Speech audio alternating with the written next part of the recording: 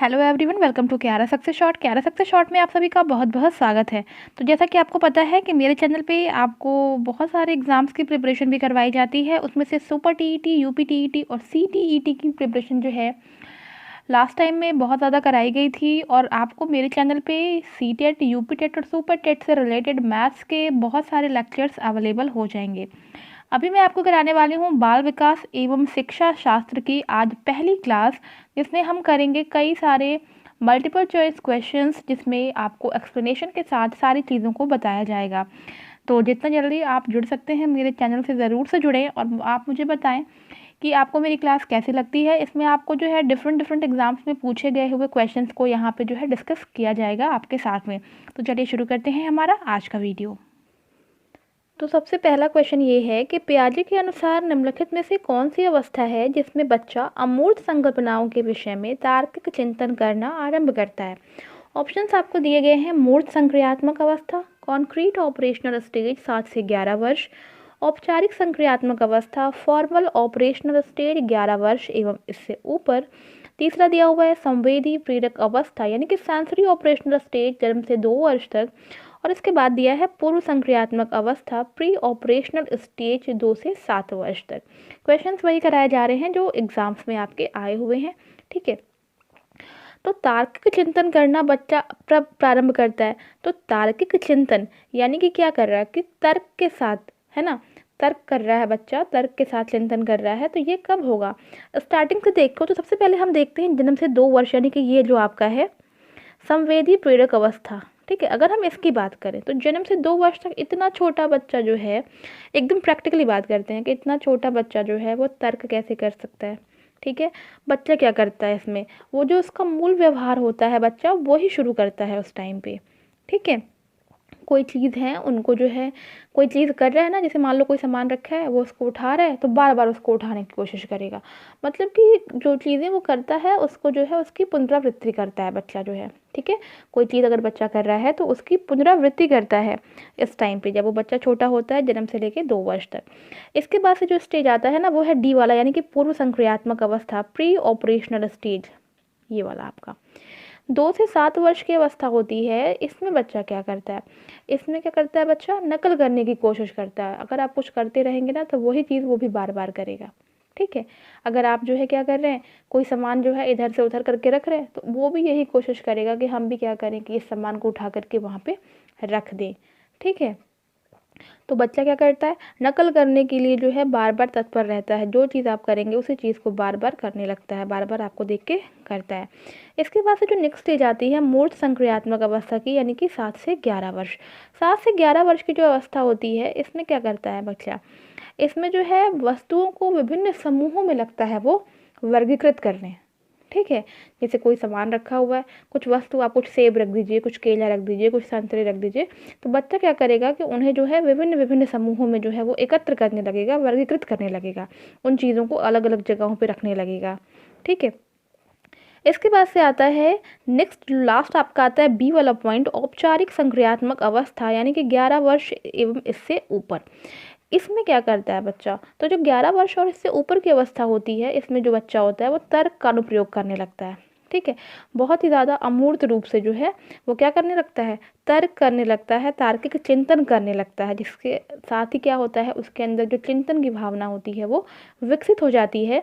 और क्वेश्चन भी आपसे यही पूछा है कि तार्किक चिंतन करना कब आरंभ करता है बच्चा, तो इसका जो सही आपका ऑप्शन हो जाएगा वो हो जाएगा बी, यानी कि औपचारिक संक्रियात्मक अवस्था फॉर्मल ऑपरेशनल स्टेज 11 वर्ष एवं इससे ऊपर। नेक्स्ट क्वेश्चन हमारा है कि बच्चों में बौद्धिक विकास इंटेलेक्चुअल डेवलपमेंट की 4 विशिष्ट अवस्थाओं की पहचान की गई। ठीक है, पहला है कोहलबर्ग द्वारा, एरिक्सन द्वारा, स्किनर के द्वारा और पियाजे के द्वारा।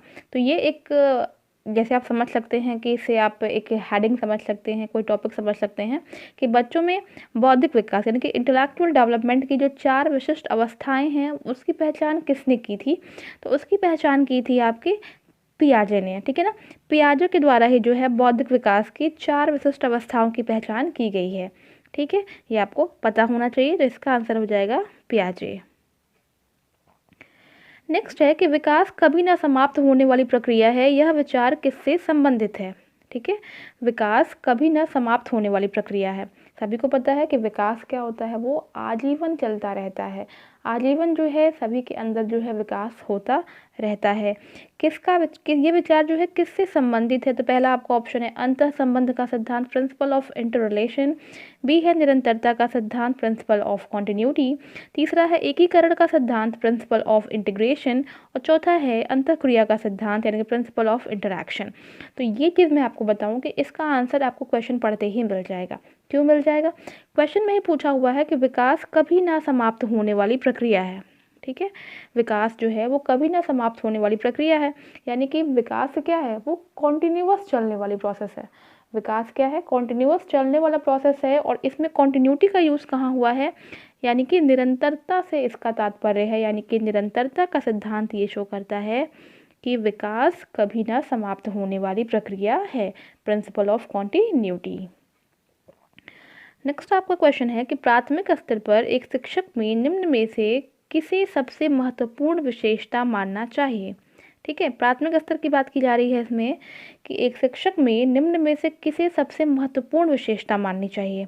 पढ़ाने की उत्सुकता को, धैर्य और दृढ़ता को, शिक्षण पद्धतियों और विषयों के ज्ञान में दक्षता, अति मानक भाषा में पढ़ाने में दक्षता।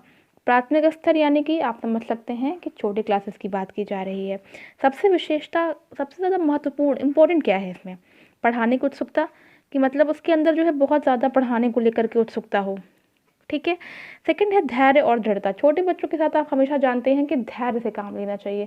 छोटे बच्चे क्या होते हैं? ज़िद्दी होते हैं, ज़िद करते हैं, रोते हैं, तो बहुत सारी चीज़ें इसमें हैं। सी है शिक्षण पद्धतियों और विषयों में ज्ञान की दक्षता, यानी कि जो भी टीचिंग मेथड्स यूज़ किया जा रहा है वहाँ पे और जो भी विषय पढ़ाए जा रहे हैं उसके विषय में जो है एक शिक्षक को ज्ञान होना चाहिए। डी है अति मानक भाषा में पढ़ाने में दक्षता, यानी कि स्टैंडर्ड लैंग्वेज में उनको पढ़ाया जाए और उसके द्वारा जो स्किल मैनेजमेंट है वो सारी चीज़ों के साथ उनको पढ़ाया जाए, तो ये एक महत्वपूर्ण विशेषता मानी जाएगी।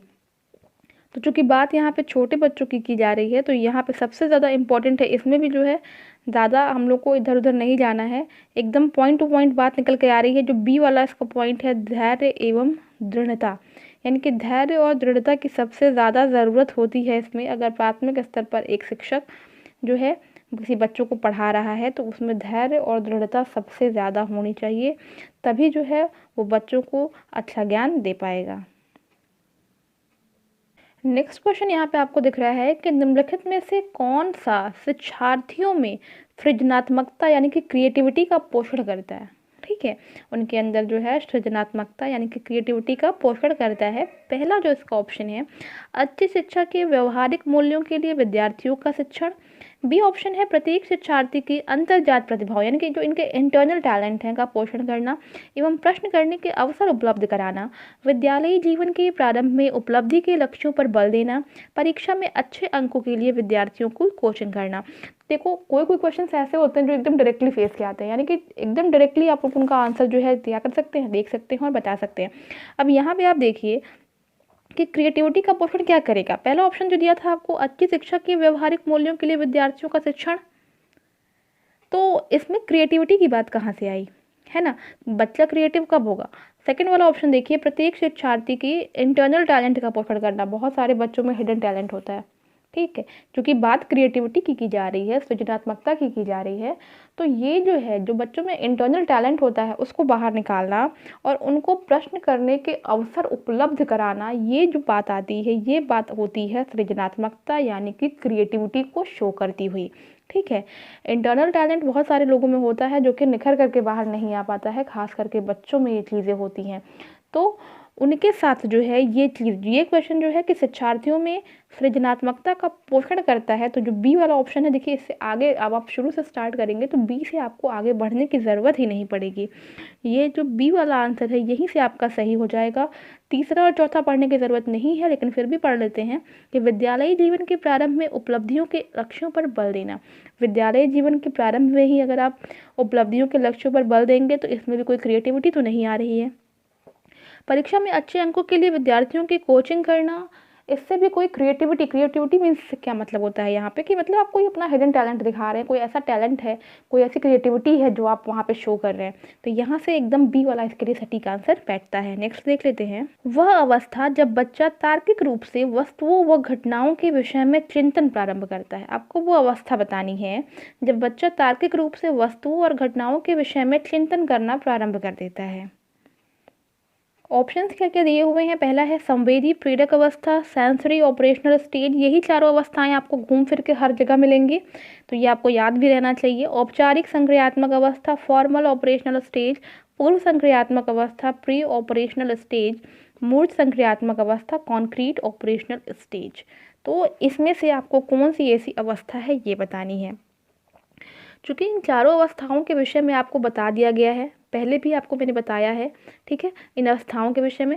क्वेश्चन एक बार और रिपीट करती हूँ कि वो अवस्था जब बच्चा तार्किक रूप से वस्तुओं और घटनाओं के विषय में चिंतन करना प्रारंभ करता है, यानी कि बच्चा जो है वो चिंतन करना प्रारंभ कर देता है।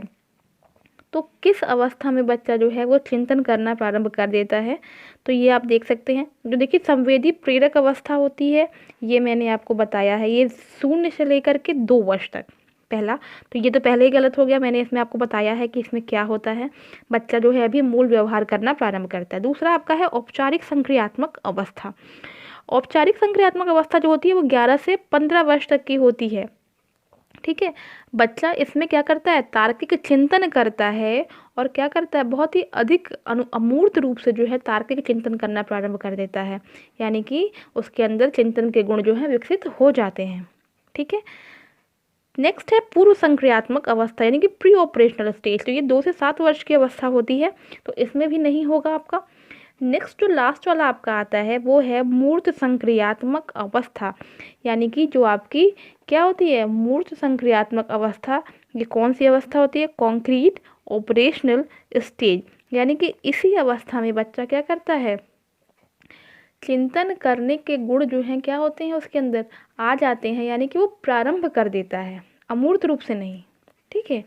चिंतन करने के गुण उसके अंदर आ जाते हैं, यानी कि अमूर्त रूप से। जब एक क्वेश्चन आपसे पूछा गया था तो उस क्वेश्चन का आंसर और इस क्वेश्चन के आंसर में देखिए दोनों में फ़र्क है, ठीक है।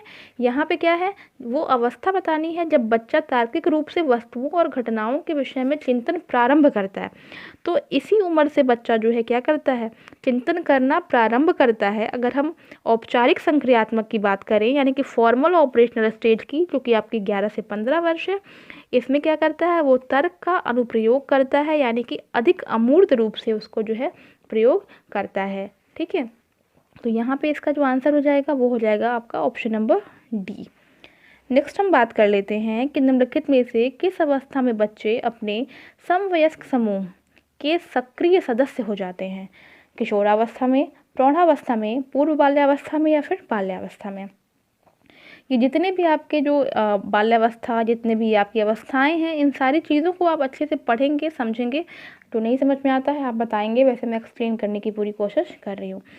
7वें का देखिए आपका है क्या, कि किस अवस्था में बच्चे अपने समवयस्क समूह के सक्रिय सदस्य हो जाते हैं, ठीक है। तो किस में हो जाते हैं, तो सक्रिय सदस्य हो जाते हैं। पहला किशोरावस्था है आपका, एडल्टहुड। तो एडल्टहुड तो क्या हो गया आपके, प्रौढ़ावस्था, काफ़ी जो है बड़ी अवस्था हो जाती है। पूर्व बाल्यावस्था में बच्चे कहाँ पे जो है सक्रिय सदस्य हो जाएंगे, तो बहुत छोटी अवस्था होती है। फिर बाल्यावस्था भी जो है वो छोटी अवस्था होती है, यानी कि जो किशोरावस्था होती है इसमें जो होते हैं बच्चे अपने समवयस्क समूह के जो है सक्रिय सदस्य हो जाते हैं, ठीक है। बार बार अपने ग्रुप्स में आना जाना शुरू कर देते हैं, और उनकी अवेलेबिलिटी ज़्यादा हो जाती है अपने ग्रुप्स में, उन्हें दोस्तों के साथ घूमना फिरना पसंद होता है। नेक्स्ट है, निम्न कक्षाओं में शिक्षण की खेल विधि आधारित है। शारीरिक शिक्षा कार्यक्रमों के सिद्धांत पर, यानी कि फिजिकल एजुकेशन प्रोग्राम पर, शिक्षण की विधियों पर, यानी कि टीचिंग मेथड्स पर, विकास एवं वृद्धि, यानी कि डेवलपमेंट एंड ग्रोथ के मनोवैज्ञानिक सिद्धांत पर, शिक्षण के सामाजिक सिद्धांतों पर, यानी कि सोशल कॉन्सेप्ट्स ऑफ टीचिंग पर, ठीक है। तो पूछा है कि निम्न कक्षाओं में शिक्षण की खेल विधि आधारित है, तो प्ले जो शिक्षण का जो प्ले मेथड है वो आधारित है किस पर। तो आपका देखो किस पे आधारित है, शिक्षण की जो खेल विधि है। शिक्षण की खेल विधि का क्या तात्पर्य होता है, यही तात्पर्य होता है कि बच्चों में जो है डेवलपमेंट हो, उनके अंदर ग्रोथ हो, जो चीज़ें उन्हें बताई जा रही हैं वो उन्हें और अच्छे तरीके से समझ में आए। ठीक है, खेल के माध्यम से बच्चों को पढ़ाने का सिर्फ एक यही तात्पर्य होता है कि उनके अंदर जो विकास हो रहा हो वो और अच्छी तरीके से हो सके।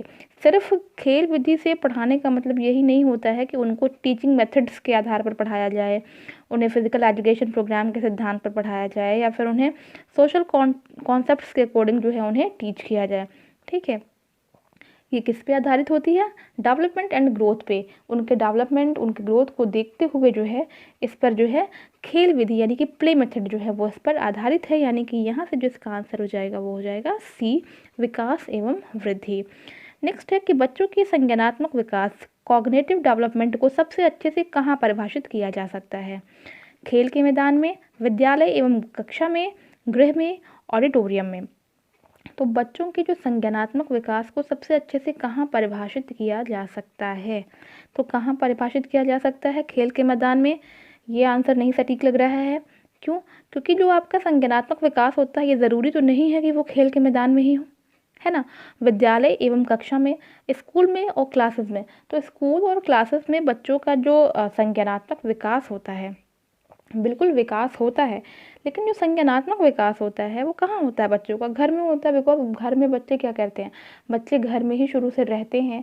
स्कूल्स में बच्चे जो हैं जाते हैं, बिल्कुल जाते हैं अपने डेवलपमेंट के लिए, अपने ग्रोथ के लिए, बट जो उनका जो स्टार्टिंग जो उनकी ग्रोथ होती है, उनकी डेवलपमेंट होती है वो उनके घर से ही स्टार्ट हो जाती है ना।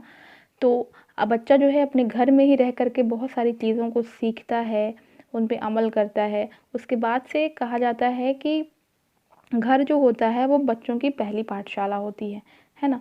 तो घर में ही रह करके बच्चों का जो संज्ञानात्मक विकास है वो सबसे अच्छी तरीके से होता है। ठीक है, उसके बाद से फिर आपका लास्ट ऑप्शन दिया हुआ है ऑडिटोरियम। तो ऑडिटोरियम भी इसका गलत आंसर है, बिल्कुल इससे मैच नहीं कर रहा है। तो यहाँ से जो सी वाला आपका ऑप्शन है वो एकदम सही हो जाएगा। नेक्स्ट है कि निम्नलिखित में से कौन पियाजे के अनुसार बौद्धिक विकास का निर्धारक तत्व नहीं है?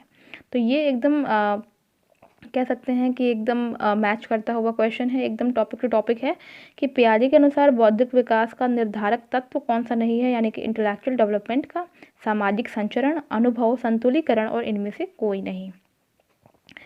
तो कौन सा नहीं है? तो सामाजिक संचरण पियाजे के अनुसार पूछा है, तो ये आपको याद होना चाहिए। तो सामाजिक संचरण है, संतुलीकरण यानी कि बैलेंसिंग भी है, इनमें से कोई नहीं तो इसका मतलब नहीं। और अनुभव यानी कि फीलिंग, है ना, फीलिंग जो है इसमें, ये जो है आपका पियाजे के अनुसार बौद्धिक विकास का निर्धारक तत्व नहीं है।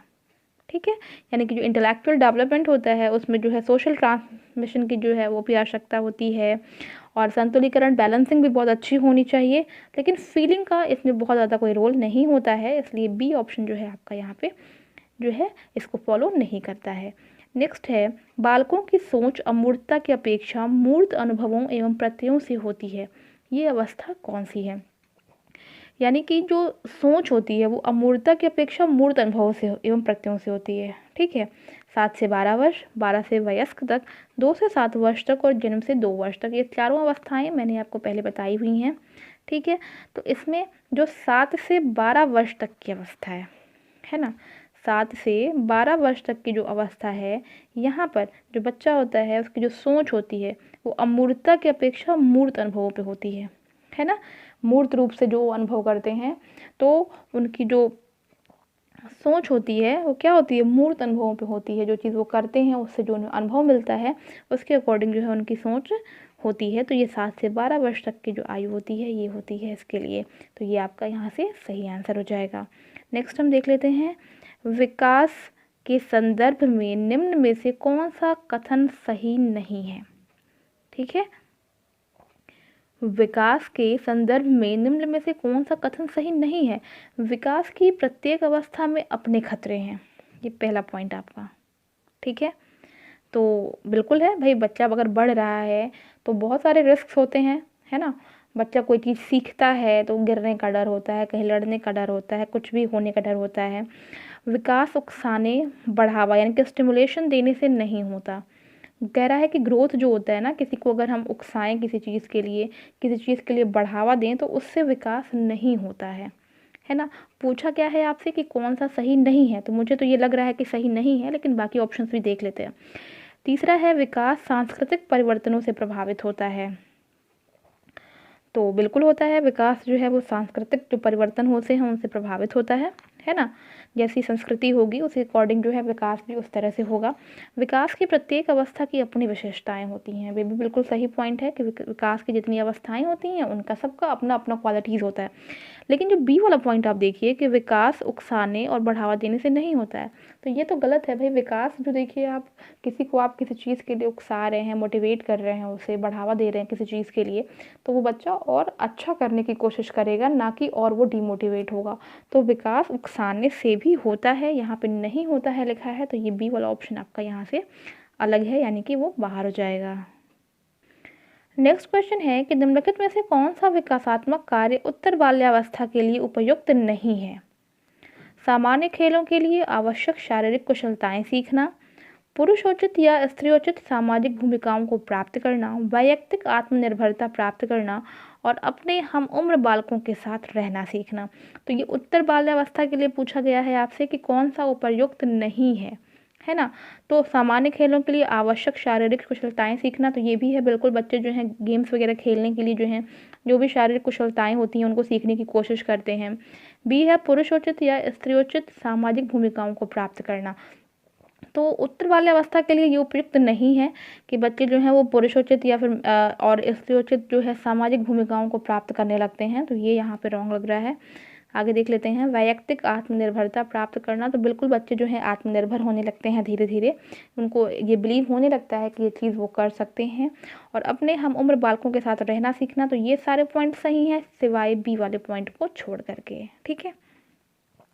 नेक्स्ट है विकास का अर्थ है परिवर्तनों की उत्तरोत्तर श्रृंखला। ये नेक्स्ट क्वेश्चन है ये हमारा, तो ये भी सही है कि परिवर्तनों की उत्तरोत्तर श्रृंखला, लेकिन ये आपका जो विकास है ना कि परिवर्तनों की उत्तरोत्तर श्रृंखला, प्रोग्रेसिव चेंजेस यहाँ लिखा हुआ है चूँकि, है ना?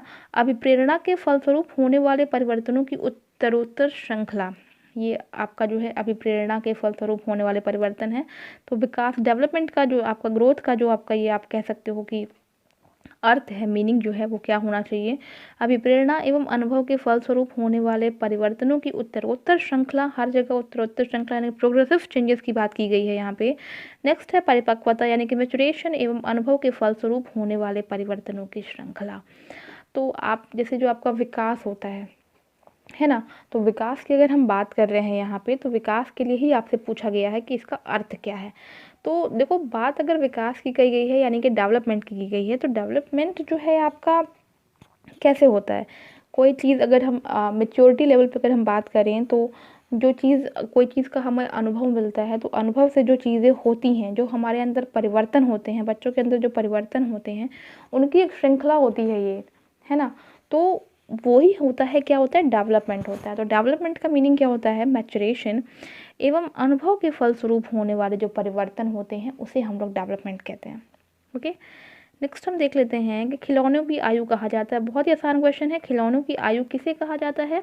तो ये अगर आप ऑप्शन ना देखें तो भी आप बता सकते हैं कि खिलौनों की जो आयु है वो कहा जाता है पूर्व बाल्यावस्था को, है ना? जो पूर्व बाल्यावस्था होती है, शैशवावस्था नहीं होगी, उत्तर बाल्यावस्था भी नहीं और ये सभी भी नहीं, जो पूर्व बाल्यावस्था होती है उन्हें हम लोग टॉय एज कहते हैं।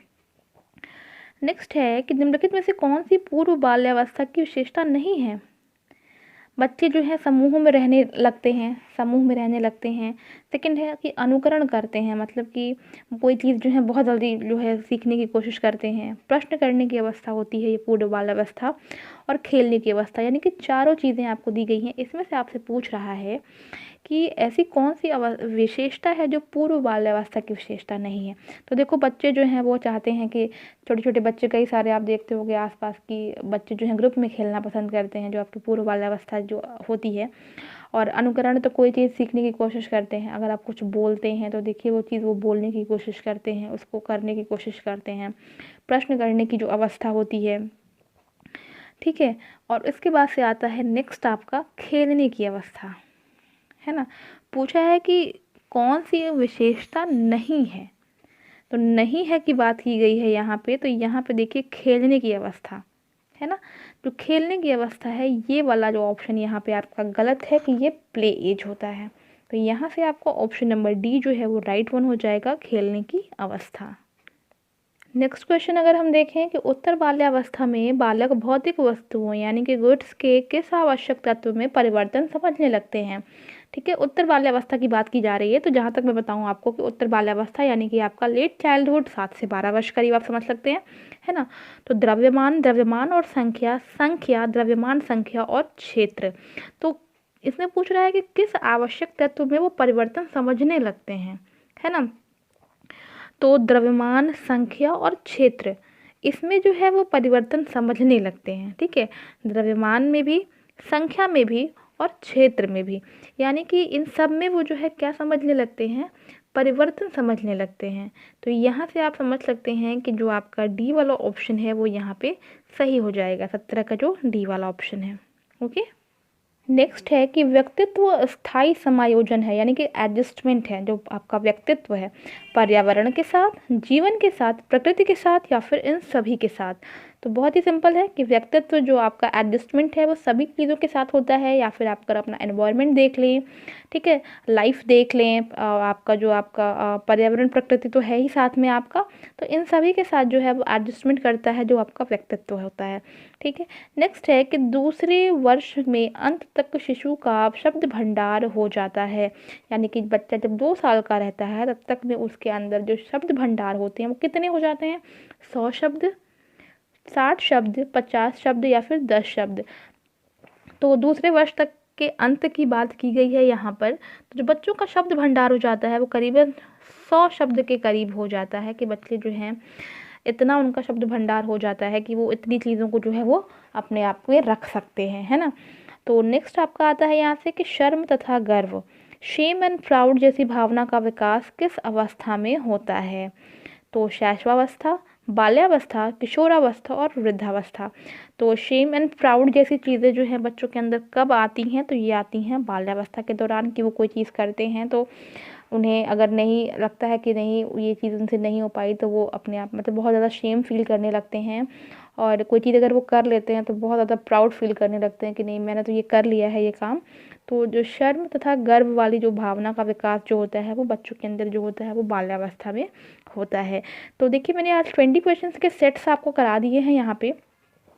सेशन कैसा लगा, ये क्वेश्चन सारे आप देख सकते हो कहीं ना कहीं पूछे ही गए हुए हैं, तो मुझे ज़रूर से बताना कमेंट करके कि आपको ये सेशन कैसा लगा। इसी के अकॉर्डिंग बाकी सारे क्लासेस जो हैं वो आपके 20 क्वेश्चंस के सेट आपको डेली की डेली प्रोवाइड करा दिए जाएंगे। कमेंट करके ज़रूर से बताएंगे, वीडियो को शेयर ज़रूर से कर देंगे, और हाँ मेरे चैनल को सब्सक्राइब नहीं किया हो तो सब्सक्राइब ज़रूर कर देंगे। तो चलिए मिलते हैं अपने नेक्स्ट वीडियो में, till then take care and bye bye.